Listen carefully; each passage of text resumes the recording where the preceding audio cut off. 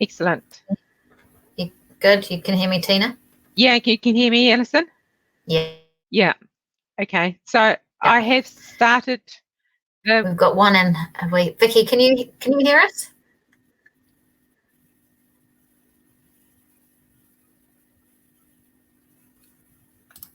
No response. If you could just let us know through the chat channel, that'd be great.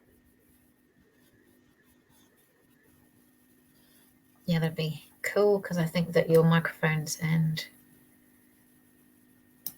chat panel. Yep. So can you hear me, Alison? Yes, I can. Okay, cool. Elsa can hear us. Elsa can hear us. Right, okay, we'll get going then. So we're going to record this webinar this afternoon so that those who have registered but weren't able to come along can still see it. So welcome to the webinar. I'm going to run through a series of slides for you around land recording for compliance today. First off, though, I'll introduce myself. I'm Teena and I'm a trainer with FarmIQ. And with me today is Alison. Alison, you want to introduce yourself a bit? Hi, everyone. My name is Alison Worth. I'm the environment lead for FarmIQ and here to answer your questions regarding FarmIQ and compliance for land. So that's my area of expertise. I think, Teena, we've got a few on the webinar today. I can see from the control panel there. Why don't we turn, because there's only a few, why don't we turn their mics on and then they can ask questions? Would that be all right with you, Vicky and Elsa and the others? If you wanted to, we could turn your mics on and it would save you having to hang on a minute, let's just figure out how to do this. Oh, actually, no, it's telling me the option's not available under webcast. Okay. So we'll still have to do it via the chat channel. We'll have to do it by chat. Sorry, everyone, I got excited then. That would be great. One to note down for Elaine, see if we can get that turned on. Yeah. So your questions through either chat or Q&A, please, and I will answer them as we go. Thanks. Cool. Okay. So Alison is our resident expert, as she just explained. So if you have any questions, you've got the right person at the webinar today. I'll just be taking you through what you can do with the system. And so if you have any system questions, I can answer those for you. Okay. So today I want to talk about two specific areas of compliance that FarmIQ can help you meet your goals. And they are the Farm Environment Plan and the Farm Assurance Program. Okay, so those two key areas for farming that we can help you meet your goals. And I want to specifically talk about land information that you can record in FarmIQ to help meet these compliance goals. Okay, what we're not going to talk about today is actually making a farm environment plan, doing any other farm planning, or any other aspects of your farm assurance, such as animal recording that you need to do, that sort of thing. So we're just strictly sticking with land recording for compliance today. Okay, so cool. Okay, let's get started then. I think this is going to take around 20 minutes. I'm not sure. We'll find out, and it will depend a little bit on how many questions we get. So the first question is why? Why would you want to use FarmIQ to help you with your farm environment planning? Well, it's going to save you time and money because all your land information is in one place where it's easy to view, easy to find, and easy to share. That's going to cut your preparation down for your farm environment plan by quite a lot, and also cut down the amount of time your consultant would need to spend sorting out your information and getting to grips with it. The second thing, and I've mentioned it already, is that it's really easy to share information. You can give your consultant third-party access into your FarmIQ subscription so they can go in at any time from their own office and view the information that they need and help work with you to get your farm environment plan done. So it's amazing because it saves all that travel time, means you don't actually have to be in the office if they need to do some work. and so on and so forth.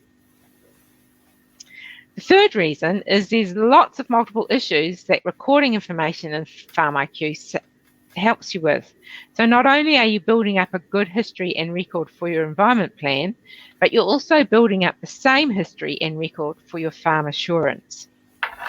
And the information is all there if any other expert needs to have a look at it, such as your banker or your accountant or any other consultant. You've got the information in the system. You can just give them third-party access and they can do the work from the comfort of their own office.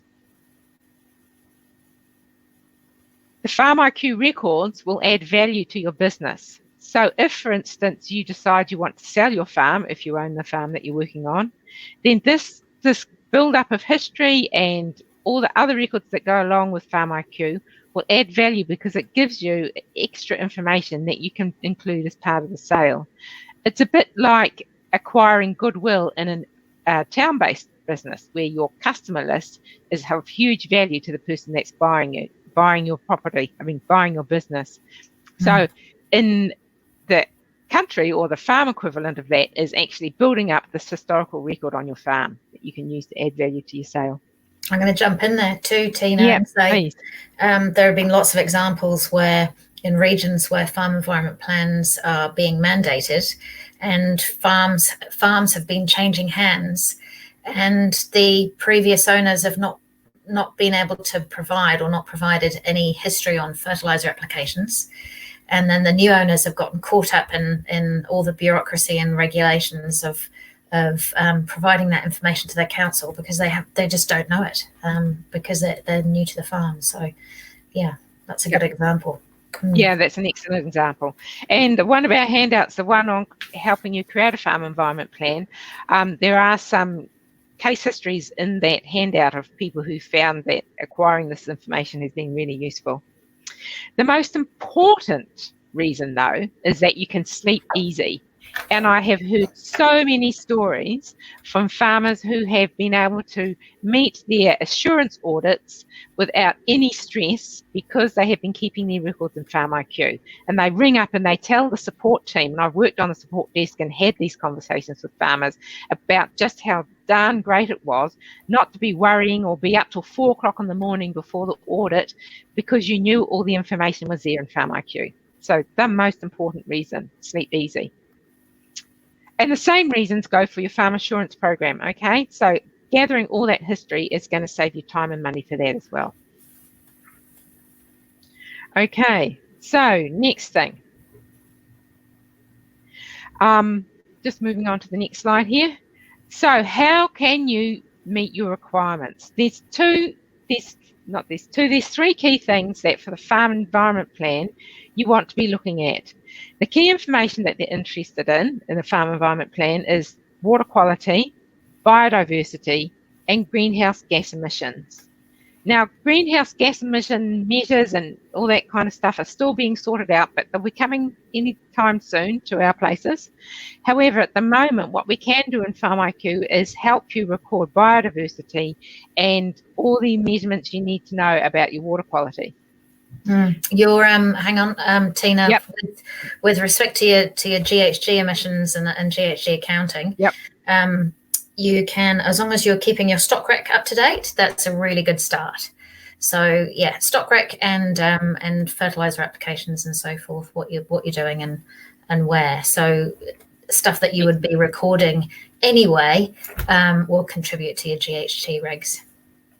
Brilliant. Okay, thanks, Alison. So yes, just keep building up those historical records. Okay, yeah. So for biodiversity, the main interest is in areas of high biodiversity, such as bush blocks, retired land, and waterways, okay?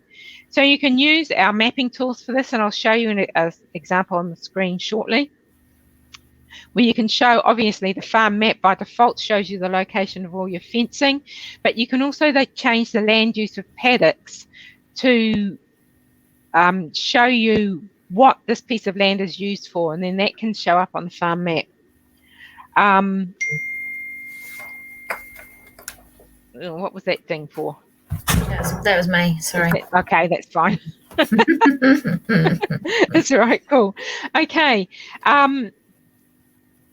So that's the main thing, is mapping tools for biodiversity. For water quality, obviously, you want to be looking at land treatments, such as fertiliser, chemical applications, and you want to record what, when, how, and where, okay? And you can do all of that through FarmIQ. When you record your fertiliser and chemical applications, you automatically are recording how you've done it, okay? And also, of course, you have to select where you did it, and you've got the date. So all of those things ticked off in one go. Your land treatment recording includes effluent spreading and fertigation, as well as chemical and fertiliser applications. Okay, and on the enterprise pack, so that's enterprise livestock and dairy, you can bring in your TrackMap fertiliser spreading records if you've integrated with TrackMap. So that's really good as well.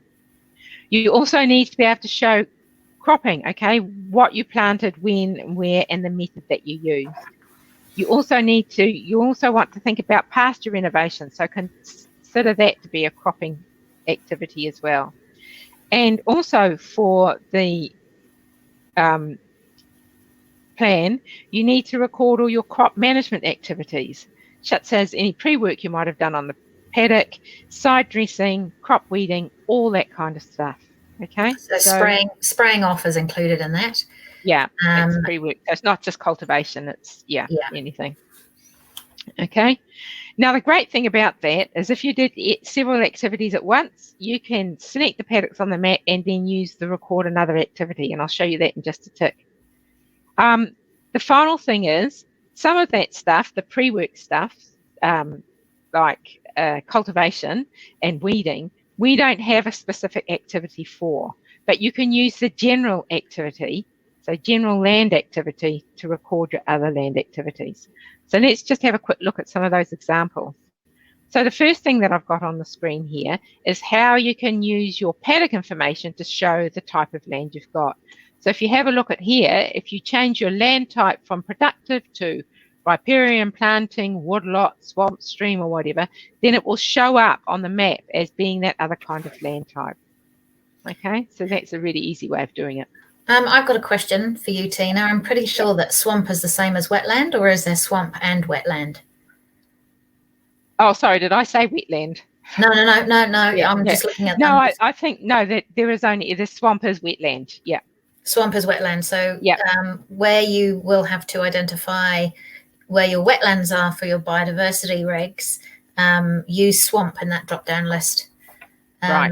Yeah, you can call it wetland 1 or wetland 2 or whatever you want to call it. When you're naming it, but select it as a swamp, so then it becomes an ineffective part of the farm resource.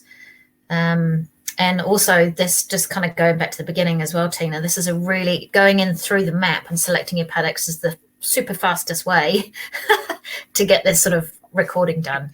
And it's worth sitting down and doing it. And I know that a lot of people, when they're doing that with their map, won't try and sit down and do it all at once, several hundred paddocks. You don't want to do that, but they will make time every day for a week or so to go through and do 10 or 15 paddocks or something, and it does pay off. Yes. What you see, go on. Sorry, Elsa's got a question. Is it possible to add dam to this list?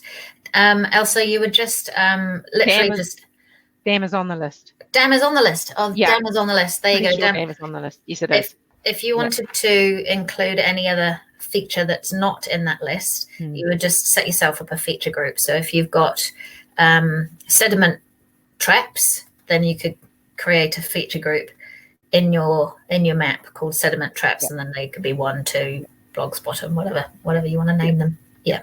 So, and that's a really good point, Alison. Using the paddock name to intelligently say what kind of land this is helps as well. Because if you've just got your paddock names turned on and not all your other layers, then that can be really useful too. So that's a good thing to do. Okay. This list that I'm showing you on the screen is only from the letter R onwards. So by all means, go to your map, you right-click the paddock, a single paddock, and down the bottom it says Edit Details, and you can have a look at all the details there. So that's how you make these changes. I think that's all I wanted to say about that particular one. Oh, no, there was one other thing. If you want to take this non-productive land out of the productive area of your farm, then when you're editing the paddock name, take your effective and cultivatable land areas down to 0, and it will stop that being in the productive area of your farm. Okay. Did that make sense, everyone? Vicky's got a question. How did you bring up the edit paddock? So, Vicky, all you need to do is from your map view, so open up the map on your farm, and from your map view, you just right-click on the paddock, and it will bring you up. Sometimes the edit paddock button falls off the bottom of the screen. So you just have to where you can see edit paddock in the blue bar at the top, just put your cursor on that and lift it up, and you'll bring the whole box up to view on your screen, and you'll find the edit paddock button that you can click at the bottom of that box. Yeah. But yeah, sometimes it does fall off at somebody's computer screen. Yeah. Yep. Also, confusingly, the edit paddock button is black with white writing, whereas all the other options on that list are white on. No, yeah. Sorry, it's white with a black background, and all the other options are black with white background. So, yeah, it's a different color, and it can also hide in that black bar across the bottom of the map. Yeah. So as well. Basically, Vicky, it's a right click on the paddock and then draw the whole box up. Cool, you got it, Vicky. She says that was the problem. Yay. Yeah, I've experienced that myself, Vicky, and it's very frustrating. It's very frustrating. Well, you can see actually on this picture that I've got on the screen, it's happened on that as well. It's just fallen off the bottom of the screen. Okay. So are there any other questions about that edit paddock at this stage? Otherwise, we'll carry on. So if you've got questions, just pop them in the chat and we'll pick them up. Okay, so the next illustration I wanted to make was, hang on a minute, just got to go back there. Just having a look at how you can do multiple events off of one set of paddocks. So say you're going to sow all these paddocks in a particular crop.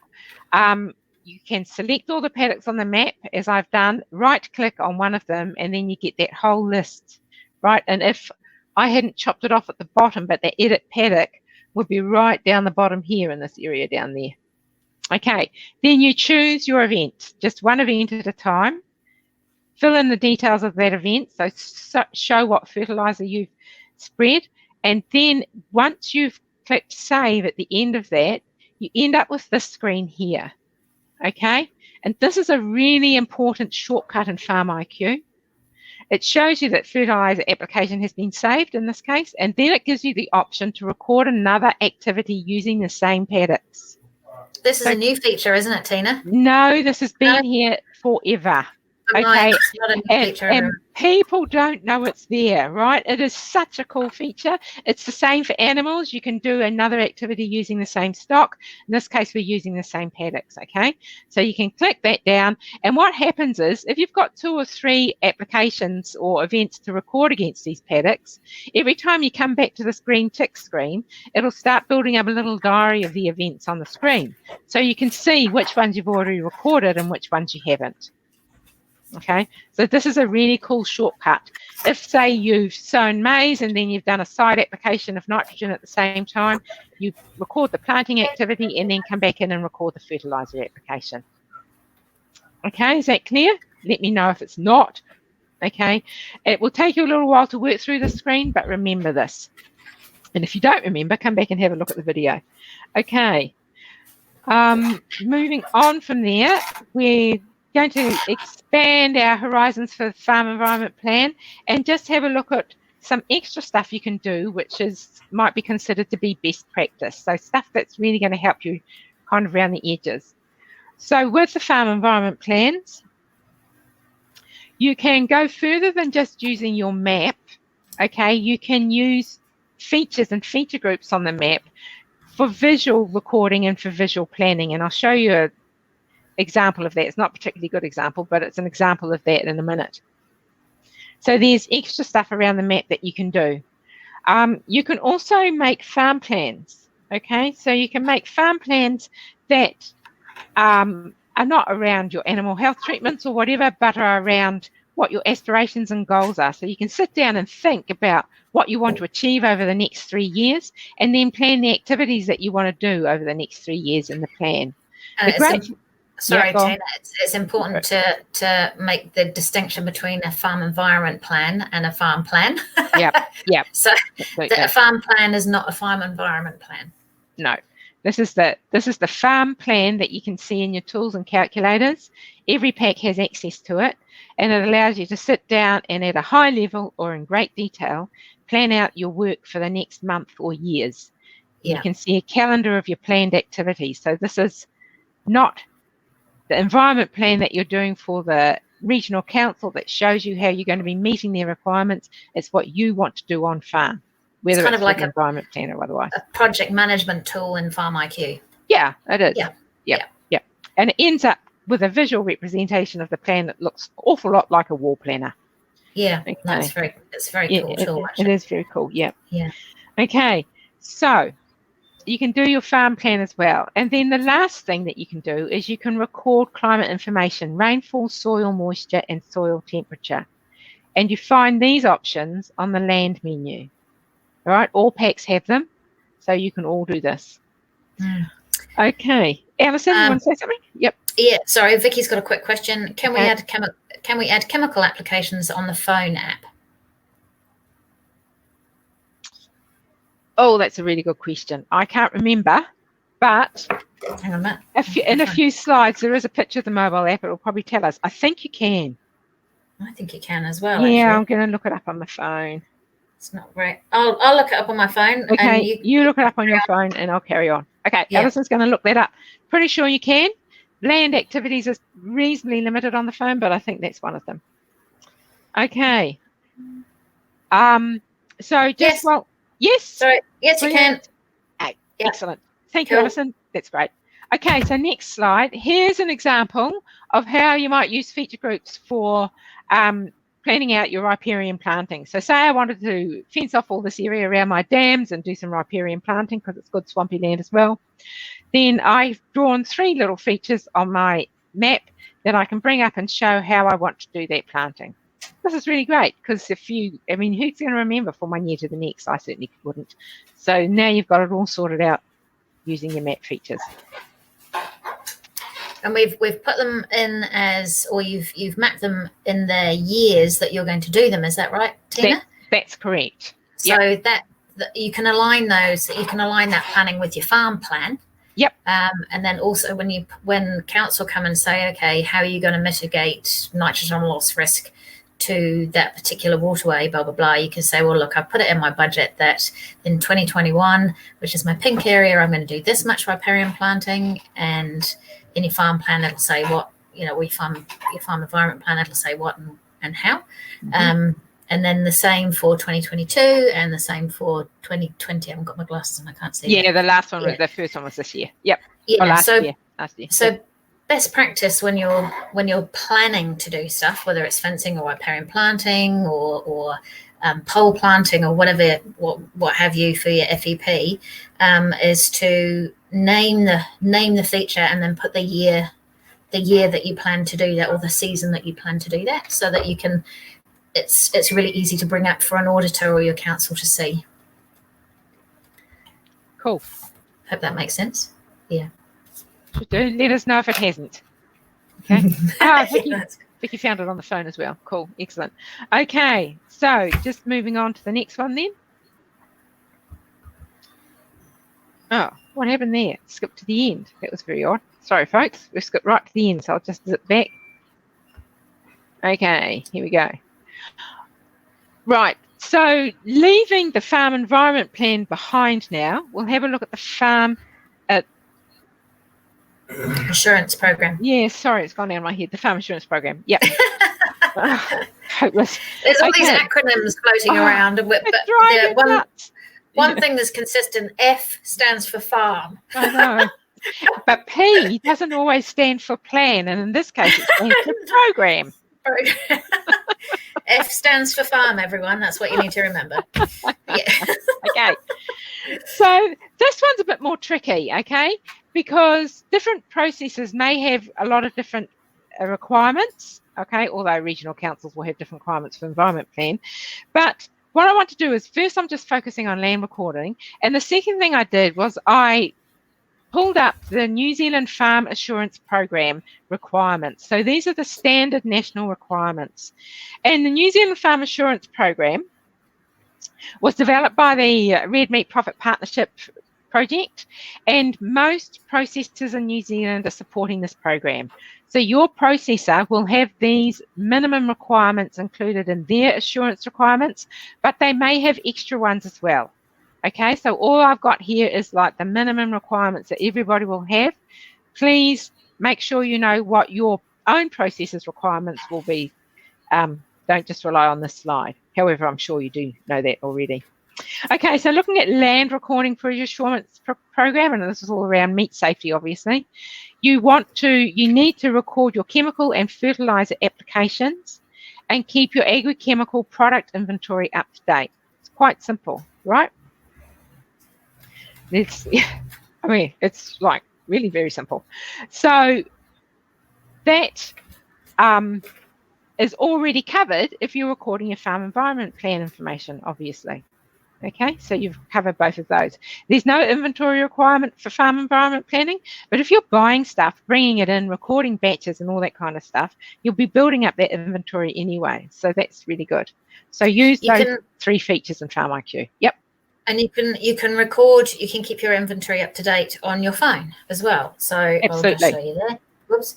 It's on, it's in your, oh, hang on, Outlook pop up. It's in your office menu on your phone. And so when you buy a drum of drench from Farmlands or your vet drops one off, you can just load it straight into your farm, then in there, and away you go. Yeah. Cool. Yeah, it's really easy. Yeah, take your phone into town. It'll work faster in town. Load it up before you leave the depot. Yeah. Yeah. Cool. Okay. So those are all the recording requirements. The next question, I'm sure, is bubbling away in the back of your minds is, but what can my pack record? So I've got a chart here that says what all your packs can record, and it's got the land recording on the mobile app with chemical included. Okay, so there's a handout at the end of this webinar in the handout slot, so please make sure you download it. That's got an expanded version of this chart. I've just put the key things up, and there's some important things to understand about it. So in the handout, down the left-hand side are all hyperlinks to our online help and videos for recording all those events. The important thing is that in some packs and for some things, and for cultivation it's for all things, you can't record using that particular event type. So for example, in the everyday pack, you don't have access to the cropping events, okay? In the performance pack, you don't have access to the irrigation event, but you can still record those using a general land activity.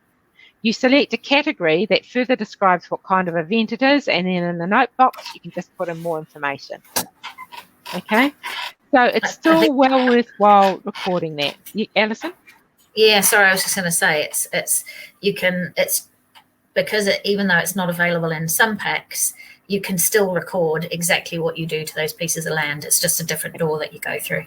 Yeah, absolutely. Absolutely. Yep. It's still a record. You can still get to it through the diary. You can still search for it. So you can still demonstrate that you've done that work. Yeah. Okay. So that's the most important thing, is that in one way or another, everything that we've talked about today and some more stuff that we haven't talked about today, you can record on FarmIQ. Which will help you no end when central government decide what they're doing with fresh water and biodiversity and highly productive soils and all the NPS requirements and regulations that they're going to start throwing at you. You can sit safely and sleep easy, as Teena said at the beginning of the webinar, knowing that you've got all that information to hand. So when the questions arise, you can just go, oh, tippity tap, there it is. Yeah. Cool. Excellent. Yep. Great. So last slide. What next? Okay. So the next thing is, if you're unsure about how to record any of this stuff, download our handbook and have a look at page 2 on it. And it's got all the links to all the online help and videos. Think about where you are now. What are you recording against that checklist, and what are you not recording? Then make a plan for starting off recording more of this information that you're missing out on it, and then just get going, right? however much you record, every single bit that you record counts, is going to make your life easier in the future.